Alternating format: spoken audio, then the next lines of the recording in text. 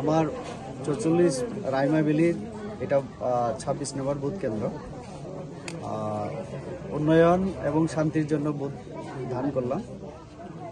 আমাদের গণতান্ত্রিক অধিকার, তো কাজেই উন্নয়ন এবং শান্তির পক্ষে ভোটটা আমার এবং আমার সঙ্গে আমার সহধর্মিনী দুজনে আমরা প্রয়োগ করি।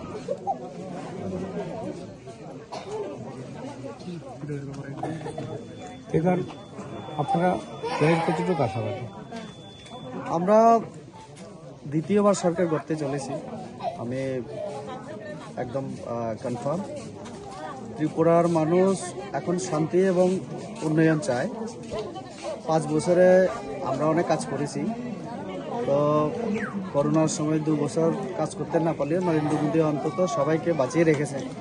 দুবেলা রেশনে চাল, গম, বিভিন্ন সামগ্রী দিয়ে এবং ভ্যাকসিন যেটা ডাবল ডোজ দেওয়া হয়েছিল, তারপরে আরও একটা তিনটা ভ্যাকসিনের যে বিনামূল্যে দেওয়া, এটাও বিরাট অ্যাচিভমেন্ট।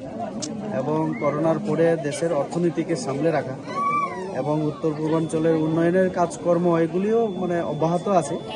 তো আমি আশাবাদী মানুষ এই যে উন্নয়নের গতি দ্বারা দেখেছে, সেটাকে অব্যাহত রাখার জন্য আবারও আমাদেরকে সুযোগ দেবেন এই রাজ্যে সেবা করার জন্য।